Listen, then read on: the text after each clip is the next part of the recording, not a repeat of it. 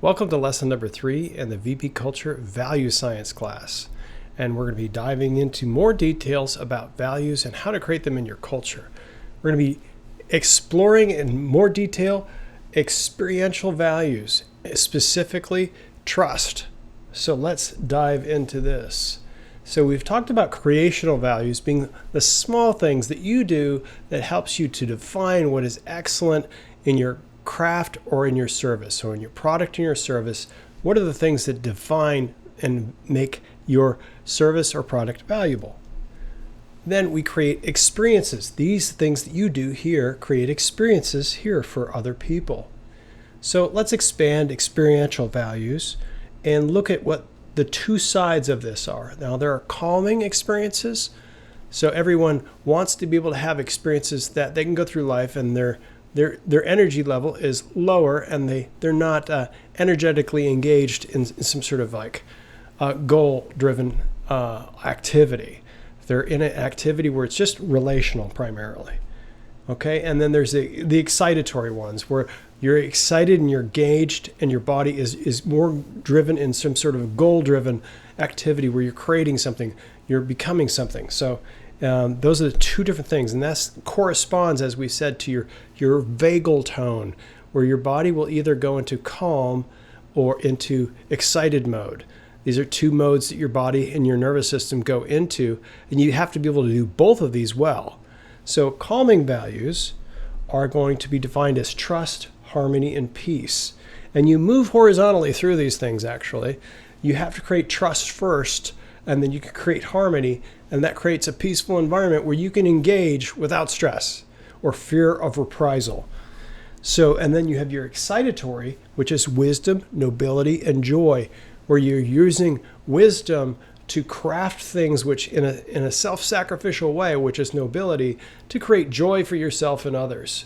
So that's the difference between these two levels, and we'll be exploring them one grouping at a time, one value, major value at a time, and we're going to be delving into trust here in this section. So the primary question for trust is, are you a friend or a foe? If we answer this question in the positive, we have trust. If we don't have trust, you might not be an enemy completely, a foe, but someone that is not totally your friend. So there's a bit of a scale here. So the primary question is for trust. Are you a friend or a foe? And that is the basis of whether you're going to have a relationship with other people or not. So trust is the foundational value that we must deploy first. Now, trust is built on authenticity, clarity, and consistency.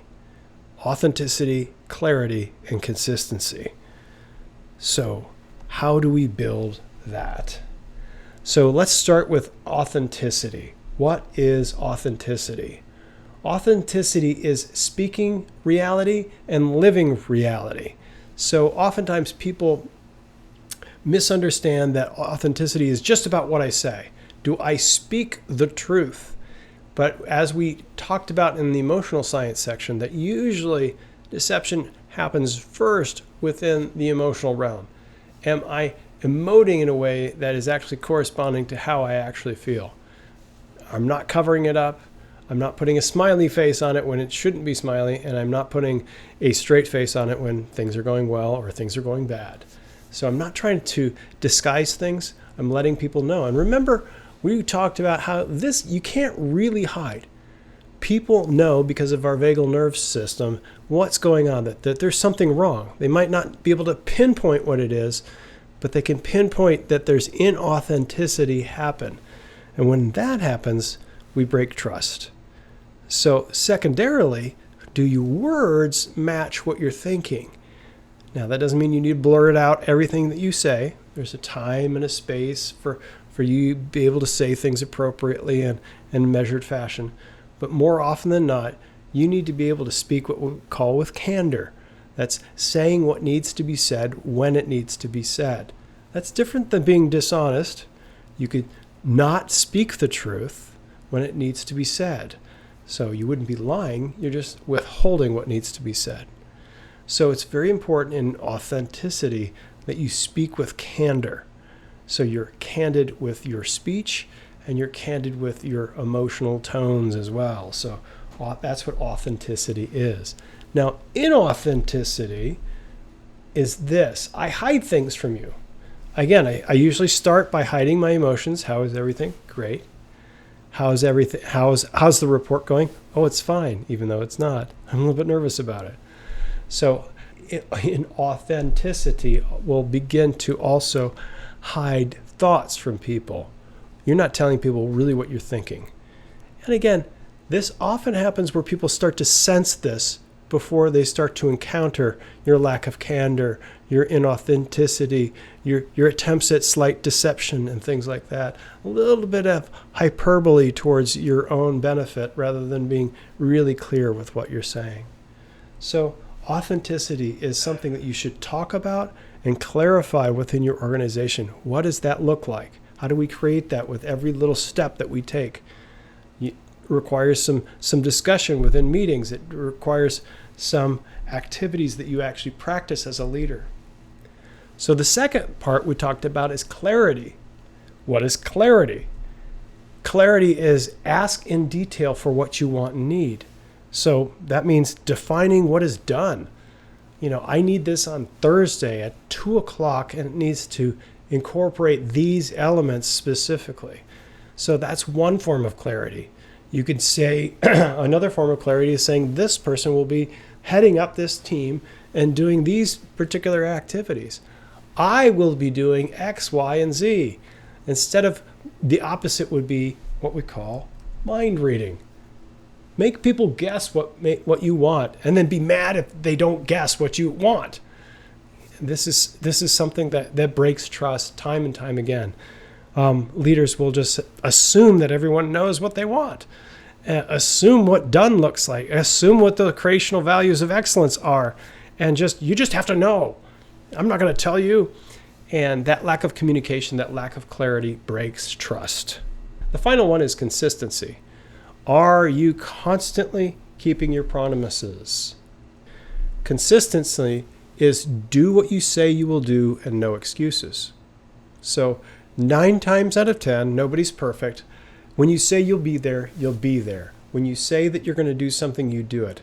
Like a surgeon, they know how to practice their craft every single time. People will be looking to you. Do you actually do what you say? Or are you constantly coming back and saying, I've been so busy, I do so many important things, I could never come to this meeting on time. I could never deliver that paper that I told you I would on time. It's better to say, I can't do it at that point in time, but I can do it this time. Because then you're being consistent. Don't just tell people what they want to hear. Tell them how you can deliver without excuses consistently. So consistently be on time, consistently deliver, consistently do what you say, what you will do. The lack of consistency often shows up in the realm of blame. Do you blame for why you cannot do what you promised? Are you blaming outside circumstances? Are you blaming other people in your organization? Are you blaming the fact that you have so many important things to do and you're playing some sort of a victim? So consistency or a lack of consistency is often characterized by a lot of blaming. We don't like to call them excuses. We like to just blame others and blame other things and other circumstances. So what we need to do is we need to discuss these dilemmas within our organizations. How do we create trust within our organization? How do we neglect trust within our organization? How do we break trust within our organization? So again, it's the moving from creational to experiential values. What little things that we do that create trust? Like when we say to a client or a vendor, we're going to deliver this at this point in time. Do you deliver it at that point in time? What other small creational things end up creating the experience of trust within your organization? And remember, trust is the cornerstone of all relationships. We can't move on from any of the other values until you establish trust. So if you don't start here, if you don't create trust, you're not going to be able to move forward well with anyone else or anything else within your organization with much energy or much success, because trust is the cornerstone of creating all relationships and all culture. It starts here. This is a foundational value that you must create. And these experiential values, they're linked together.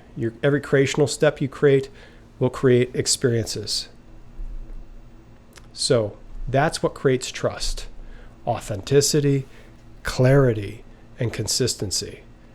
Can you be that kind of a person that creates this? The foundation of our relationships is these three things: authenticity, clarity, and consistency. All right. A little bit of the science behind this. There's a couple of books here.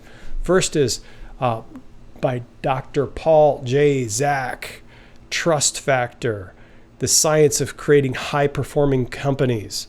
Now, he did tons of studies based on creating trust and the chemical oxytocin, which is regulated by serotonin. It's regulated by relationships. So people that are in relationships, even if they're just introduced by name, rather than total strangers, will cooperate and become the foundation for business. So he's an economist. He's not some psychologist first and foremost. He's an economist. And so he's looking for what drove business. And he put it in one word: trust. If you can create the value of trust, you can create business, because it's the creator of all relationships, all financial relationships, all business relationships.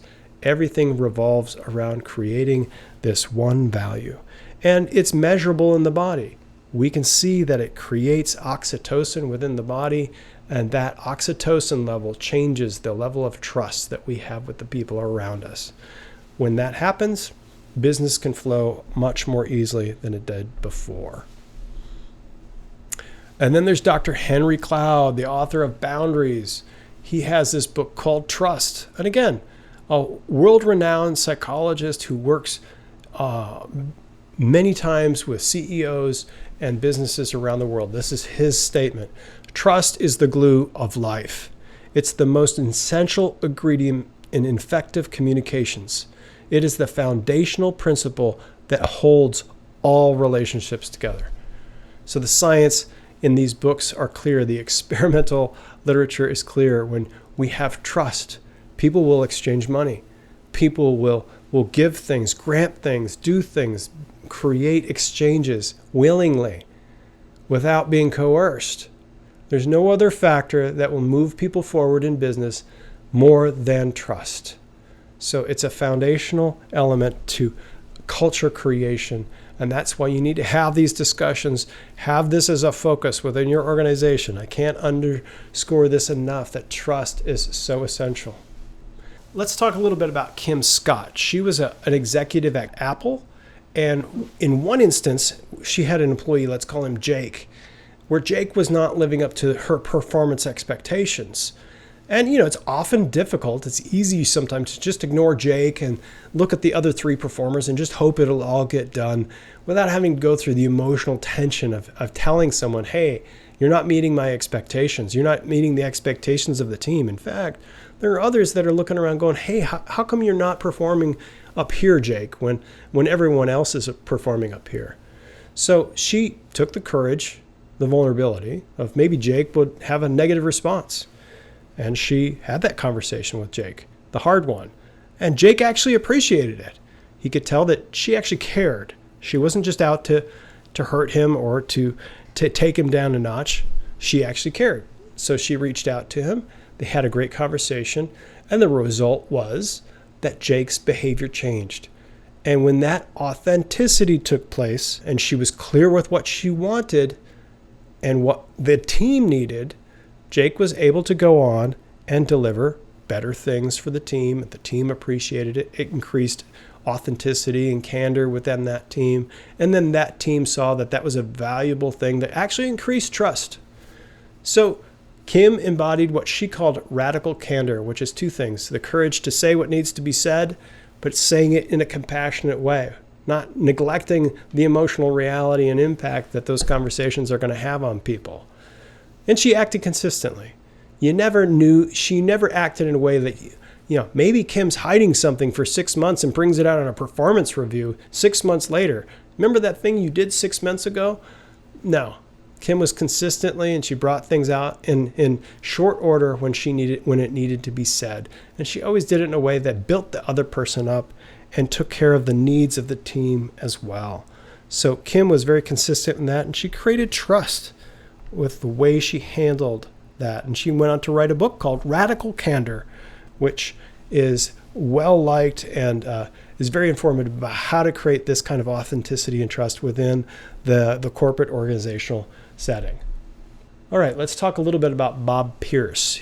Now, he was the founder of Samaritan's Purse and World Vision, two of the largest philanthropic organizations from a faith-based Christian organizations that fed the poor around the world. Now, they did great work.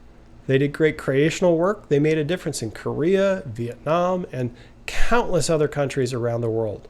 However, Bob himself, the founder, who was very charismatic, had great skills in moving people and getting people to donate, and he created films and all sorts. He was a great speaker. He had all of these creational, functional things that he could do really, really well. But he didn't always keep his promises to those closest to him. Those who worked with him closely eventually ended up pushing him out of the organization that he created, World Vision, because he wouldn't cooperate with others. He didn't create trust. He said that he would deliver certain things, and then he wouldn't. He got mad and he yelled, and he didn't create an atmosphere where he was being candid. He would just blow up. He would make people guess as what he was doing. His own family was left alone and disavowed. He didn't keep his promises to his family. Tragically, one day, one of his daughters called him up and said, "Daddy, I really need you. You need to come back." And he said, "No, I have commitments out here. I won't come home." And tragically, she took her own life, partly because of the disorder in his family and his inability to come home and his inability to keep promises to even his own family. So he was oftentimes false emotionally, and people didn't really know what he was thinking, because he would proceed with a smile, but then he could blow up in an instant. So you never knew what you were going to get with Bob. And he made people guess as to what he really wanted and what he was really thinking. Always trying to put the bright face on things, but couldn't hold it back sometimes and would push people around with anger and bravado. So while he was able to create great things, the experiences that he created among his staff, his family, and the people closest to him, particularly who knew him, who were interacted with him personally, they didn't receive the same kind of care and things that he was giving to strangers around the world. So it's very important that we be consistent with all the people, not just the people we serve, but the people that we serve with as well, and the people closest to us, to create that level of experience that is going to elevate the cultures that we create, the leadership that we deliver around the world, that we create that culture and that experience of trust with those that are around us. All right, let's look at some group questions. What happens to relationships when there's no trust?